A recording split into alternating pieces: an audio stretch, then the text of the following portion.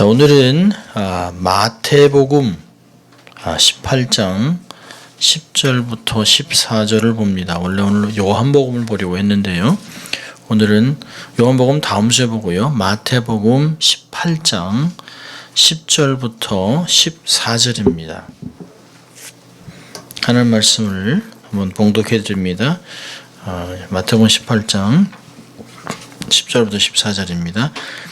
삼가 이 소자 중에 하나도 업신여기지 말라. 너희에게 말하노니 너희 천사들이 하늘에서 하늘에 계신 내 아버지의 얼굴을 항상 배웁느니라. 너희 생각에는 어떻겠느뇨? 만일 어떤 사람이 양 100마리가 있는데 그 중에 하나가 길을 잃어버리면 그 99마리를 산에 두고 가서 길 잃은 양을 찾지 않겠느냐? 진실로 너희에게 이르노니 만일 찾으면 길을 잃지 아니한 99마리보다 이것을 더 기뻐하리라. 이와 같이 이 소자 중에 하나라도 잃어지는 것은 하늘에 계신 너의 아버지의 뜻이 아니니라. 아멘. 오늘 말씀을 가지고 소중히 여기는 목자로 제목으로 말씀을 나누려고 합니다. 오늘 본문의 내용을 보면 누가복음 15장과 매우 유사합니다. 그런데 배경이 달라요. 목자의 이야기 배경이 다릅니다. 마태복음의 전체 문맥은 제자들과 그 구성된 무리입니다. 누가복음 15장은 그 말씀을 하게 된 배경이 잃어버린 양들을 돌보지 않는 악한 목자들, 바리새인들, 서기관들, 종교 지도자들에게 비유를 들어서 가르쳤습니다. 오늘 말씀은 비유를 들었지만 대상이 군중들입니다. 일반 자기를 따르는 많은 사람들입니다. 특별히 제자들에게 말씀을 하고 있습니다. 18장 1절을 보면 대상이 제자들이에요. 그러니까 그 무리로부터 하나 혹은 이상의 양들이 떠져나가서 길을 잃은 그 잃어버린 양을 추적해서 양떼에게 다시 돌아오게 하는, 되돌리는, 그래서 노력하는, 애를 쓰는 목자의 모습을 증거하고 있습니다. 자, 오늘 본문을 이해하기 위해서는 18장 초도부터 우리가 보는데요.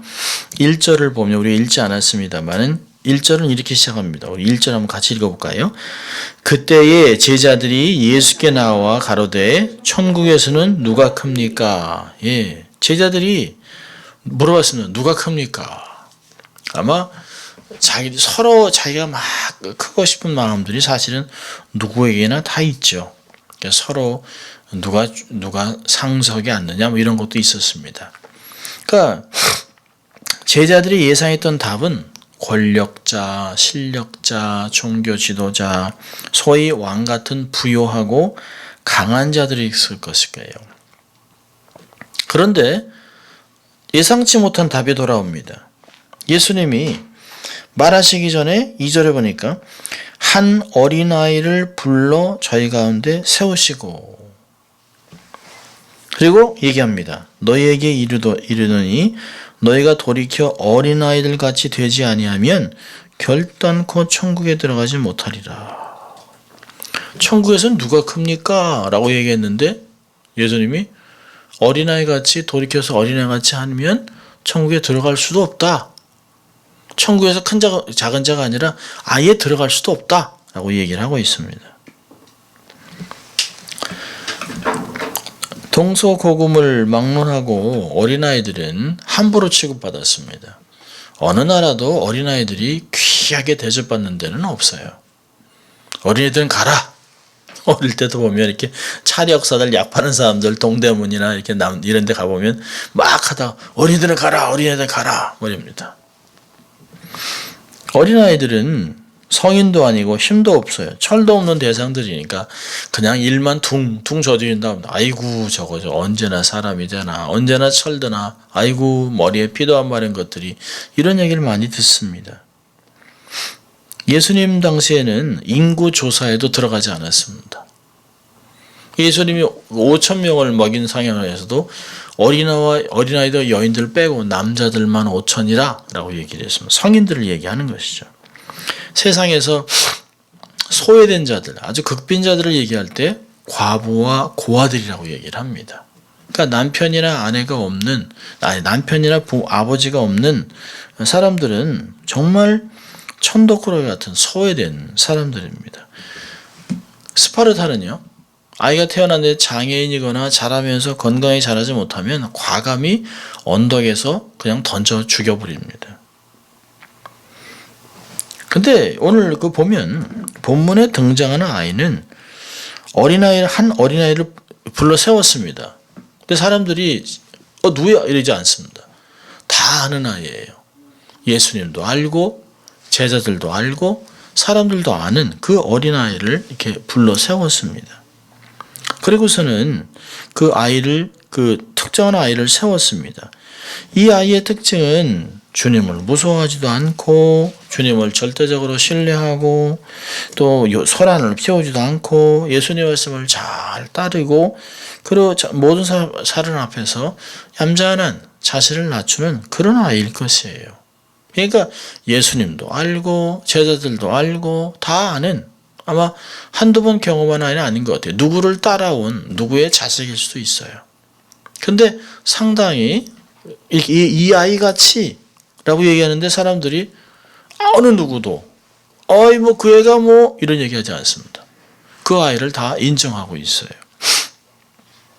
자, 그래 보세요. 3절 4절. 그러므로 누구든지 이 어린아이 같이 자기를 낮추는 그이가 천국에서 큰 자니라 라고 얘기했습니다. 그러니까 그 마태복음 18장 3절과 4절에서는 이 아이같이, 그러니까 예수님도 알고 다른 사람도 아는 이 아이같이라고 얘기하면 사람들이 결국은 이상한 답을 들었네. 근데 아무도 얘기하지를 못해요. 아마 어떤 면에서는 자기들 마음에 인정받고 쓰고 싶은 주님들 앞에서 나는 다 버리고 주님 쫓아왔는데요. 이렇게 희생한 사람들이 하나님 나라에서 큰 자 아닐까요? 아마 그런 속마음이 있을지 몰라요. 근데 주님이 한 방에 정리하죠. 여기 있는 이 아이같이, 너희들이 다 아는 이 아이같이 이렇게 돌이켜서 이 어린아이같이 순수하고 정직하고 겸손하지 않으면 하늘나라에 갈 수 없다. 이런 아이같이 자기를 낮추는 자, 그 자가 천국에서 크다라고 얘기를 하고 있습니다. 그리고 나서요, 예수님이 어린아이를 가운데 두고 이렇게 얘기한 후에 5절에 갑자기 시선을 딱 바꿉니다. 그러면서 5절에 내 이름으로 이런 어린 아이 하나를 영접하는 자 하면 곧 나를 영접함이니, 여기서는 이런 어린아이 얘기하고 있습니다. 이 아이를 얘기하는 것이 아니에요. 이런 어이같이. 그러면서 6절에 가서는 소자라는 단어를 사용하고 있습니다. 소자는 어린아이를 얘기하는 것이 아니에요. 작은 자들입니다. 공동체에서 함부로 취급받는, 공동체에서 인정받지 못하는, 공동체에서 재산도 없고 실력도 없고 배경도 없고 볼품도 없는 그런 사람들을 함부로 취급하는, 지금이나 옛날이나 예수님 당시나 사람들을 외모로 취급합니다. 아이고 저 장애인, 저 가난한, 냄새, 이런, 그렇게 할 때 사람들이 소자라고 얘기하고 있습니다. 그래서 6절에 누구든지 소자 하나를 실족하면 차라리 연자 맷돌을 그 목에 달려오고 깊은 바다에 떨어뜨리는 것이 나으니라. 이 연자 맷돌이 얼마나 클까요? 우리 보통 연자 맷돌 그러면 이렇게 콩 가는 거 그러잖아요. 1톤짜리예요. 1톤짜리. 나올 수가 없는 거예요. 그냥 들어가면 끝입니다. 그 사람들이 매는 것도 힘드는 거죠. 그러니까 아예 소망이 없는 게 차라리 죽는 게 낫다는 것이죠. 그러면서 실족해하는 일이 없을 수는 없지만 실족하면 안 된다. 화가 있다. 그러면서 얘기하죠. 차라리 그렇게 실수하면 손을 잘라버려라. 눈을 빼라. 이런 식으로 얘기를 합니다. 그렇게 심각하게 얘기를 해요. 그러면서 10절에 가서 이야기합니다. 소자 중에, 그러니까 어린아이로 시작해서 작은 자들 그리고 소외된 자들로 넘어가고 있습니다. 그러면서 10절에는 연결을 하고 있어요. 10절에서 소자라고 얘기하고 14절에 가서도 소자라고 얘기합니다. 소자로 시작해서 소자로 끝나요. 굉장히 중요한 얘기를 하고 있습니다. 그러면서 그 문화와 습관에 배어 있는 작은 자들을 함부로 취급하지 말아라 라고 얘기하는 것이에요. 사회에서 함부로 취급하는 자들, 공동체에서도 함부로 취급받을 수 있는 사람들, 그런 사람들을 소자로, 작은 자로 언급하면서 이들이 얼마나 귀중한 존재인가를 10절에 얘기하죠. 저희 천사들이 하늘에서 하늘에 계신 내 아버지의 얼굴을 항상 배우고 있다. 유대인들의 개념은 사람들마다 다 천사들이 한 명이 있다고 생각을 해요. 그러니까 베드로가 감옥에 갇혔을 때 천사가 베드로를 풀어놨잖아요. 근데 그 베드로가 와서 똑똑똑 두니까 로데라는 아이가 보고서 베드로가 와가지고 베드로가 그러니까 너희가 귀신을 봤구나, 아니면 천사겠지, 그런 개념들이 있습니다. 히브리서에서는 모든 사람들을 섬기는 천사가 있다고 해요. 천사는 우리가 섬길 대상은 아니에요. 근데 천사가 뭘까요? 하나님 앞에 내 모든 것을 이렇게 다 보고하고 보호하는 그런 사람을 얘기합니다. 그러니까 쉽게 얘기하면 내 대신 가서 얘기를 해줄 수 있는 연결고리가 있다는 거예요. 특별히 이제 그 중동 문화 이런 데서는 다 관계입니다. 관계. 그러니까 그 어느 교수님이 그 책을 썼는데, 중동에서 베이루트에서 40년을 살은 이제 선교사 자녀예요. 백인인데요.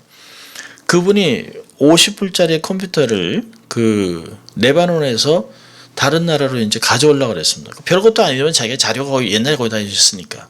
근데 그 50불짜리 하나를 그 외국으로 가져 나오는데 사람들한테 사인을 받는 게 37명이 사인을 받아야만 나올 수 있다는 거예요. 차라리 버리고 싶었다 그러더라고요. 그러니까 다 관계입니다. 다 관계. 근데 여기서 얘기하는 건 그 내 대신 가서 일을 처리를 해줄 수 있는 사람이, 그 천사가 있다는 거예요. 우리는 함부로 취급하는데 대단한 하늘에 있는 그 하나님의 아버지하고 아버지한테 가서 대신 얘기해 줄 수 있는 그 대상자가 있는 그런 위대한 존재라고 얘기를 하고 있습니다. 절대로 함부로 취급해서는 안 되는 거라고 얘기합니다. 그러면서 이 소자라는 단어를 14절에 이 소자 중에 하나라도 잃어지지 않는 것이 하나님의 뜻이다. 잃지 않는다는 거예요. 그래서 소자로 시작해서 소자로 언급하고 있습니다. 여러분, 세상에서는 어떤 사람들이 이렇게 얘기합니다. 길 잃은 자들 그냥 내버려 둬. 자기들이 차고 나간 건데 그냥 내깔려 두라고 스스로 차버렸는데, 자 보세요. 11절은 없어요. 11절 없는데 14절은 소자 얘기한 후에 12절과 13절에 목자 얘기를 하는 거예요. 누가복음 15장 같이. 너희 생각에는 어떻겠뇨? 만일 어떤 사람이 양 100마리가 있는데 그 중에 하나가 길을 잃으면 그 99마리를 산에 두고 가서 길 잃은 양을 찾지 않겠느냐? 어린아이, 그리고 소자, 그리고 나서 잃어버린 양으로 가고 있어요. 그리고 다시 14절에 가서 잃어버린 양이 바로 소자라고, 사람이라고 얘기하는 것입니다. 그러면서 만일 찾으면 15절 누가복음에서는 찾고 찾으면 이렇게 얘기하죠. 여기서는 만일 찾으면, 이 얘기는 뭐죠? 못 찾을 수 있다는 것이에요. 그렇지만 찾으면 얼마나 기뻐하겠느냐라고 얘기하고 있습니다. 세상에서는 스스로 차버리고 나갔는데 뭘 찾아다니냐. 그렇지만 선한 목자는 그럴 수 없다는 거예요. 선한 목자는 반드시 찾아낸다는 것이죠. 이제까지 우리가 이제 수요일마다 지금 18번째 선한 목자의 주제를 가지고 보는 건데요. 시편 23편에서도 봤었지만 계속해서 선한 목자는 절대로 양을 잃어버리지 않는다. 끝까지 찾아낸다. 뭐냐면 너무 위험하기 때문에, 생명이 달려있기 때문에 찾아낸다라고 하는 것을 우리가 봤습니다. 절대로 선한 목자는 양을 잃어버리거나 방치하지 않는다는 것이에요. 스스로 목자를 떠나 무리에서 떨어져간 양들을 찾아냅니다. 이사야 53장 6절에서는 얘기하죠. 우리가 다 양 같아서 그릇 행하여 각기 제 길로 가요. 주님이 오라는 길로 안 가고 주님 목소리 안 듣고 마음대로 막 갑니다. 그런데 그 양들을 다 찾아낸다는 것이에요. 목숨을 내려놓고라도 양을 다시 돌려온다라고 얘기합니다. 자, 여기 보면 목자는 이 건방진 양들을 위해서 대가를 지불합니다. 보면 다 99마리는 한 군데 있는데 한 마리만 그냥 삐딱선을 탄 거죠. 없어져 버렸어요. 그 나머지 99마리를 산에 두고 길 잃은 양을 찾습니다. 그만큼 소중한 것이죠. 위험을 감수하는 것이에요. 목자에게는 잃어버린 양을 찾는 것은 위험을 감수할 만큼 가치가 있다는 거예요. 우리가 계속 봤습니다마는 양은 절대로 돌아오지 못합니다. 염소는 잘 돌아와요. 그래서 양과 염소를 같이 키우는 것이에요. 양은 두려워하면 염소는 돌격합니다. 그래서 선지서에 보면 앞선 선두에 선 수염소 같이 이런 얘기를 해요. 염소는 앞으로 막 잘 달립니다. 그리고 집을 잘 찾아옵니다. 집을 세상에서 제일 잘 찾는 짐승이 어떤 냐면 나귀입니다. 나귀는 절대 집을 잃어버리지 않습니다. 그런데 기도원의 얘기에서 나귀가 집을 나가서 길을 잃어버렸다? 이건 하나님이 이렇게 하신 것이에요. 절대로 나귀는 집을 잃어버리지 않습니다. 찾아옵니다. 그런데 양은 못 찾아와요. 그래서 양은 반드시 목자가 찾아와야 합니다. 혼자서는 절대로 돌아오지 못해요. 오직 목자가 값을 치르고 자신을 찾아줘야만 돌아올 수 있습니다. 세상은 또 대를 위해 서로 희생한다고 그러잖아요. 99마리가 더 중요하지. 그러다가 99마리 다 잃어버리면 어떡하려고 그러나? 그게 세상에서 대의라고 얘기하고 진리인 양 이렇게 얘기합니다. 지금 중국에서 우한 폐렴이 발병했잖아요. 그러니까 이들이 이제 아주 그냥 극약을 처방하려고 그랬어요. 13억의 인구를 13억인지 14억인지 알 수 없습니다. 원체 많으니까. 그 많은 13억의 인구를 살리기 위해서 1200만 되는 우한을 그냥 송두리째 없애버리려고 했습니다. 대를 위해서 서로 희생하는 것이에요. 그러니까 많은 사람들 앞에서 한두 명의 목숨은 그리 중요한 것이 아니에요. 지금도 밝혀지지 않지만 얼마나 많은 사람이 죽는지 몰라요. 봉쇄시켜놨잖아요. 봉쇄시킨 것보다 더 중요한 건 군대를 동원해서 봉쇄해가지고 집집마다 밖에서 다 못을 박아놨습니다. 그래서 문제는 그 안에서 굶어 죽는 노인들이 많다는 거예요. 젊은 사람들은 일주일에 한 번 나오니까 사지만 힘이 없어서 아파서 못 나오는 사람은 그냥 죽습니다. 그럼 시신은 어떻게 됩니까? 엄청난 일이 터질 거예요. 그러니까 중국에서는 그냥 싹 그냥 정리하려고 할 마음도 있습니다. 그 세상에서 그렇게 하는 것이에요. 다수에 비해서 그리 소중해 보이지 않습니다. 그런데 하나님은 그렇게 보지 않습니다. 다수와 소수 보지 않습니다. 한 개인의 목숨을 아주 귀하게 본다는 것이에요. 자, 오늘 이제 본문을 좀 이렇게 좀 이해를 하기 위해서요. 우리가 이제 복음서를 좀 쭉 한번 보고 예수님의 공생애를 좀 보려고 합니다. 예수님의 공생의 첫 해에는 수많은 인파와 군중이 예수를 흠모하고 사랑하고 존경하고 따랐어요. 예수님이 공개적으로 마을 오기를 드나들 수 없을 정도였습니다. 마가복음 1장 45절 보면 그 사람이 나가서 이 일을 많이 전파하여 널리 퍼지게 하니 그러므로 예수께서 다시는 드러나게 동네에 들어가지 못하시고 오직 바깥 한적한 곳에 계셨으나 사방에서 그에게로 나오더라. 또요, 마가복음 2장 2절을 보면 많은 사람이 모여서 문 앞에라도 용신, 몸을 움직일 수 없을 정도로 엄청나게 많이 모였습니다. 그 동네 사람만 모이는 것이 아니에요. 마가복음 3장을 7절 8절 보면 예수께서 제자들과 함께 바다로 물러가시니 갈릴리에서 큰 무리가 쫓으며 유대와 예루살렘과 이두메와 요단강 건너편과 두로와 시돈 근처에서 허다한 무리가 그의 하신 큰 일을 듣고 나오는지라. 사방 팔방에서 사람들이 막 모여들기 시작합니다. 그냥 인기가 그냥 완전히 정점에 이르렀습니다. 막 사람들이 막 그냥 예수님 보려고, 전하는 말씀 들으려고, 병 고치려고 막 또 그냥 구경거리니까요. 그 당시에 뭐 인터넷도 없고 TV도 없고 뭐 얼마나 큰 일입니까? 뭐 사람이 벌떡 일어났다더라, 뭐 장님이 눈을 떴다더라, 뭐 그러니 정말 뭐 확인하고 싶은 거죠. 뭐 엄청나게 많은 사람이 몰려들었습니다. 근데 이렇게 인기가 절정에 이르렀을 때 예수님이 제자들을 설파합니다. 세상은 많은 사람들은 넓고 편한 길로 간다. 근데 내 길은 좁고 협착해서 찾는 자가 없다. 근데 생명으로 이른다. 그리고 제자들을 이렇게 얘기합니다. 아무든지 나를 따라오려거든 자기를 부인하고 날마다 제 십자가를 지고 나를 쫓을 것이니라. 이 말을 듣고 사람들이 동요하죠. 그리고 요한복음 6장에서는 66절에 이렇게 기록합니다. 이러므로 제자 중에 많이 물러가고 다시 그와 함께 다니지 아니하더라. 막 털어냈어요. 요즘 같으면 어떻게든지 모아야죠. 1명, 2명. 아니 모일 때 모여야죠. 근데 다 털어냈습니다. 근데 예수님을 따랐던 사람들과 떠났던 사람들과 차이는 그렇게 크지 않습니다.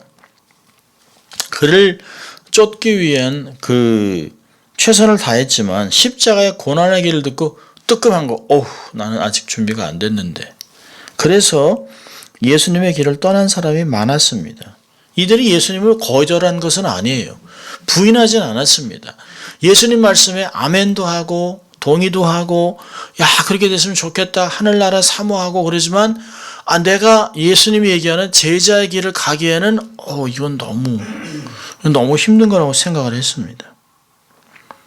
그리고 예수님 무리에서 떨어져 나갔습니다. 길을 잃어버렸어요. 여러분, 예수를 3번이나 부인했던 베드로나 십자가의 죽음 앞에 다 도망갔던 10명의 제자들, 또 예수님의 부활을 부인했던 도마, 또 열심히 따라다니던 여인들. 근데 예수님 돌아오시고 나서 무서워서 문 안에 문을 걸어 잠고 덜덜덜 떨고 있었던 그 많은 사람들이 바로 길을 잃어버린 양이라는 거예요. 그들에게 주님이 찾아오지 않았다면 어떤 일이 났을까요? 그들은 주님께 쓰임받는 제자들이 결코 될 수 없었습니다. 주님이 처형당하고 어쩔 바를 모르고 우왕좌왕하는 자들은 다 길을 잃은 양들이에요. 이들은 처한 상황 속에서 주님께서 전해주신 말씀과 경험했던 기적, 이런 건 기억하지도 못하고 있습니다. 그냥 아련한 추억뿐이에요. 제자들은 소망을 잃었죠. 무기력해졌죠. 마음이 상했습니다. 어쩌면 분노와 함께 허송세월했다고 하는 안타까움도 있었을 거예요. 이게 뭐야? 3년 동안 열심히 쫓아냈는데 한순간에 이렇게 생각했을지 몰라요. 베드로는 옛 직업인 어부로 돌아가. 나는 고기 잡으러 간다. 거기에 제자들도 나도 하고 따라갔습니다. 엠마오로 가는 두 제자도 마찬가지죠. 그러니까 엠마오로 가는 그 두 제자에 대한 누가복음 24장을 보면 아주 얘기 참 재밌습니다. 엠마오로 가던 두 제자의 말을 이렇게 보니까 두 사람이 아주 슬픈 뜻을 가지고 이렇게 갑니다. 그러니까 예수님이 물어봐요. 무슨 일이냐? 그랬더니 당신이 지금 최근에 했던 일을 모르냐? 그리고 19절부터 가로되 나사렛 예수의 이르니 그는 하나님과 모든 백성 앞에서 말과 일에 능한 선지자연을 우리 대제사장들과 관원들이 사형 판결에 넘겨주어 십자가에 못 박으니라. 우리는 이 사람이 이스라엘을 구속할 자라고 바랐노라. 근데 아니었다는 거예요. 이게 죽었다. 그리고 우리 이게 오는데 어떤 사람들이 예수님이 다시 부활했다 그래가지고 도저히 믿지 못하고 있는 거예요. 천사들이 나타나 보았다 함이라. 우리가 이 함께한 자 중에 두어 사람의 무덤에가 과연 여자들의 말함과 같음을 보았으나 예수는 보지 못하였다 하거늘 못 믿겠다는 거예요. 근데 주님이 그들을 찾아가서 말씀을 전하니까 그들이 마음이 뜨거워집니다. 예수님 말씀 풀어서 이렇게 가르치니까, 그리고 말씀 빵을 가지고 축사하실 때 눈이 확 열리면서 예수님을 알아요. 그리고 엠마오로 가던 제자들이 다시 돌아옵니다. 주님이 그 잃어버린 양들을 다시 돌이키는 것이에요. 예수님을 부인하진 않았지만 예수님의 하신 말씀을 다 잊어버리고 세상으로 가서 방황하고 있는, 어쩌면은 다시 세상으로 돌아가서 소망도 없이 그냥 살 뻔했던 그 사람들을 다시 주님이 찾아가서 돌이키고 있습니다. 그게 하나님의 뜻이라는 거예요.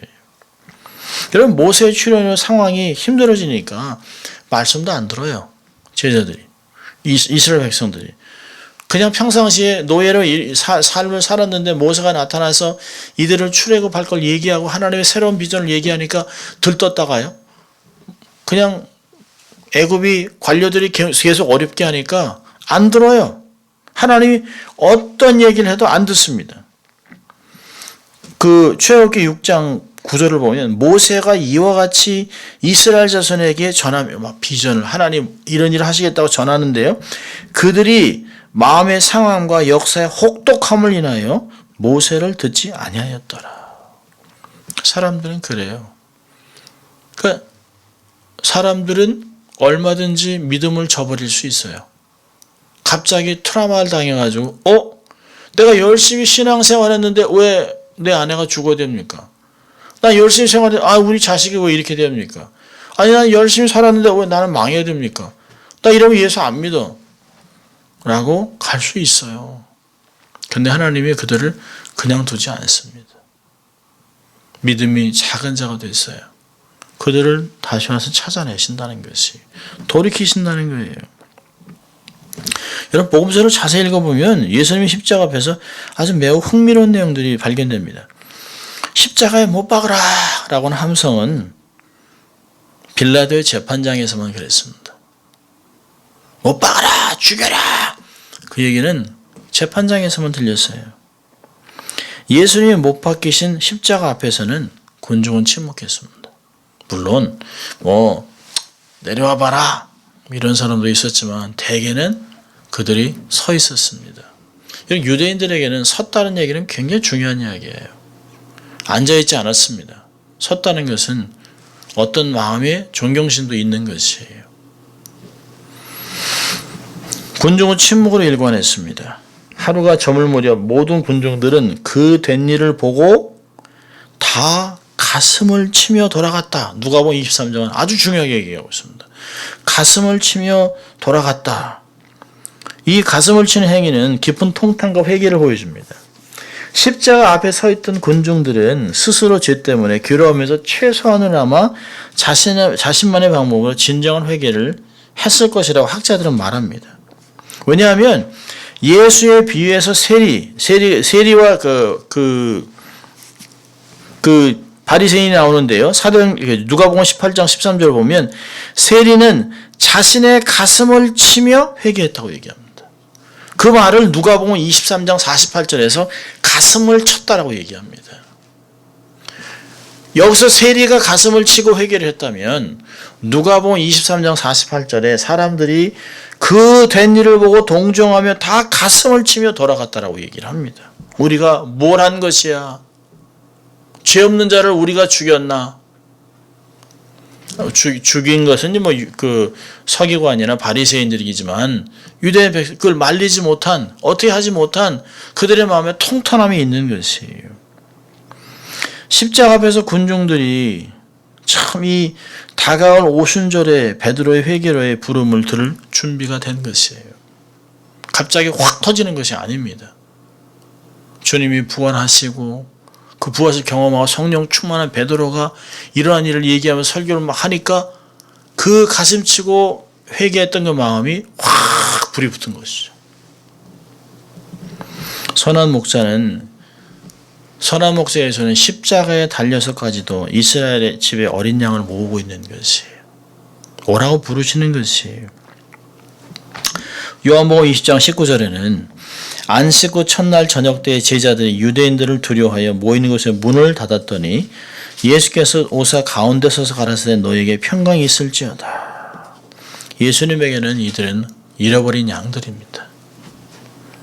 두려워 떨고 있는 이들을 직접 찾아오셔서 평강으로 회복하고 있어요. 여러분 절대 이들은 배교자가 아닙니다. 배교자는 예수님을 배반한 자들이죠. 버린 자들 있고 부인하는 자들이죠.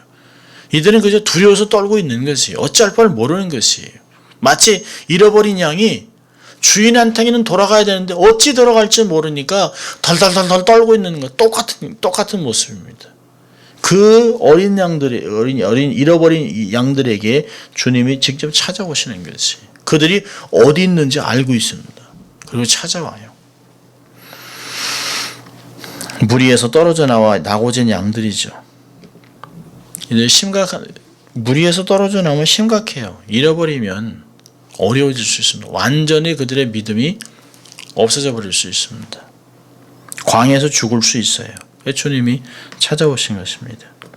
여러분 예수님은 절대로 강압적으로 목에 줄을 끌고 끌어당기지 않습니다. 질질 끄고 뒤에서 발길질을 하면서 이놈의 자식 이러면서 그렇게 몰고 가지 않습니다. 꾸짖지 않습니다. 왜 나갔어? 이렇게 하지 않습니다. 주님은 그렇게 하지 않아요. 그들이 나가서 비록 자기가 자원해서 나갔지만 그리고 나가서 얼마나 두렵고 떨므로 힘들었을까 주님은 너무 잘 알고 있어요. 그래서 위로하고 사랑으로 찾아 새로운 비전으로 주시는 것이 동기를 부여합니다. 여러분 고기를 잡으러 간 베드로와 제자들을 찾으러 디베레 바다에 오시잖아요. 그들을 만나주지 않았다면 똑같은 상황을 재현하고 있습니다. 예수님께서 얘들아 고기가 있느냐? 밤새 수고했는데 없습니다. 오른쪽으로 던져봐라. 그랬더니 엄청나게 많은 옛날에는 처음에는 막 그물이 찢어지려고 그랬었는데 지금은 그러지 않아요. 그러니까 그걸 보고 요한이 주시라. 베드로가 겉옷을 입은 채로 그냥 물에 뛰어들죠. 아무도 주님한테 누구세요? 라고 얘기하지 않습니다. 자기들을 사람을 낚는 어부로 부른 주님이 그 앞에 서 있습니다. 떡과 생선을 가지고 이들을 아침을 먹여요. 그리고 그 식탁의 교제를 통해서 관계를 회복하고 그들에게 얘기합니다. 요한의 아들 시몬아 내가 너를 사랑하느냐? 3번을 물으면서 똑같은 얘기죠. 내 양을 먹여라. 주님이 사람을 낚는 어부에서 목자로 이들을 변화시키고 있어요. 목자가 했던 것들을 기억나게 합니다. 나는 다음 주에 보겠습니다. 나는 선한 목자라. 정말 큰 무리 앞에서 5,000명을 먹일 때 그 당신이 목자 되신 것들을 다 보여주셨습니다. 그들이 아주 쉽게 이해할 수 있는 말로 처음에는 나를 따라오면 사람을 낚는 어부가 되게 하겠다. 너희는 생선을 낚는 어부 아니냐? 라고 한 후에 주님이 부활하셔서 이들에게 목자로 부르고 있습니다. 내가 사람 낚는 어부 기술 더 줄게, 능력 줄게 그러지 않아요. 내가 나를 사랑하느냐? 그러면 내 양을 먹여라. 내 양을 쳐라. 목자로. 누구로요? 목자장이 목자들을 세우고 있습니다. 우리가 요한복음을 보고 2주 후에 이제 베드로전서를 볼 텐데요. 우리의 목자장이 오시면 베드로는 너무 잘 기억하고 있습니다. 요한의 아들 시몬아 내가 나를 사랑하느냐? 그러면 내 양을 먹여라. 그걸 기억하고 있습니다. 그래서 우리의 목자장 되신 예수님을 베드로는 이야기하고 있습니다. 자, 오늘 본문 보세요. 14절 마지막입니다. 이와 같이 이 소자 중에 하나라도 이루어지는 것은 하늘에 계신 너희 아버지 뜻이 아니니라. 하나님 목자가 실패하거나 수색에 실패하거나 양이 멸망하는 것을 원치 않습니다. 잃어버린 양을 찾아 양무리에 데리고 돌아오는 것을 기뻐하세요. 하나님은 선한 목자죠. 믿음이 약해서 주저앉았거나 넘어져 있으면 무리에서 떨어져 나간 기른 양을 반드시 찾아낼 것입니다. 있는 곳에서 좌절하고 낙심하고 극단적인 생각을 하는 게 아니라 양같이 부르짖으면 돼요. 매 하면 됩니다. 주여, 주여, 주여를 외치면 되는 것이에요. 그 주여 소리를 주님은 귀담아 들으세요. 목자는 많은 소리 중에 해가 넘어가면서 어떻게든지 늑대보다 먼저 다른 맹수보다 빨리 양을 찾아야 되니까 귀를 쫑깃쫑깃하지만 주님은 우리의 정말 속에서 탄식하는 거 다 알고 계시잖아요. 주여 라고 외치면 주님은 우리 앞에 그래 내가 여기 있다 가자 라고 주님이 말씀하실 것이에요. 우리는 크게 요동하지 않아도 됩니다. 우리의 목자 되신 선한 목자 되신 분이 내가 믿음이 떨어져서 힘들어하고 연약하고 좌절하고 낙심하려고 이런 상황 속에서 주님은 안타까워서 야 부르짖어라 소리 내라 라고 주님이 그러고 있는지 몰라요. 아마 우리 주님 그러시잖아요. 너희가 구하기 전에 이미 너희의 필요한 것을 다 알고 있다. 주실 것을 다 준비하고 있다. 주님 말씀하셨어요. 그 주님 우리가 주여 내가 길을 잃었습니다. 주님 내가 믿음이 떨어졌습니다. 주님 내가 갈 바를 모르겠습니다. 너무 사면초가 어떻게 할 바를 모르겠습니다. 라고 그러면 주님이 그래 내가 도와줄게. 나와 함께 가자. 라고 말씀하실 것입니다. 그런 선한 목자께서 이야기하죠. 아버지의 뜻은 이런 잃어버린 양을 찾아서 온전하게 해서 다시 새로운 비전으로 새로운 사람을 만들어내는 것입니다. 그런 주님을 믿고 신뢰하고 당당하게 살아가는 주님 될 수 있기를 주의 이름으로 축원합니다. 기도하겠습니다. 하나님 아버지 감사합니다. 오늘도 이 말씀을 통하여 선하신 목자 또 아무리 연약해 보여도 존귀하게 보시는 정말 그런 귀한 선한 목자를 우리 하나님으로 섬길 수 있는 것이 얼마나 큰 특권인지 모릅니다. 하나님 감사합니다. 선한 목자와 함께 동행하며 이 세상의 험난한 길을 헤쳐나가고 주님의 도움으로 정말 어려운 중에서도 푸른 초장으로 인도하신 주님과 함께 세상을 넉넉하게 살아내는 저희들 될 수 있도록 하나님 축복하여 주시옵소서. 감사하고 예수님 이름으로 기도합니다. 아멘. 자,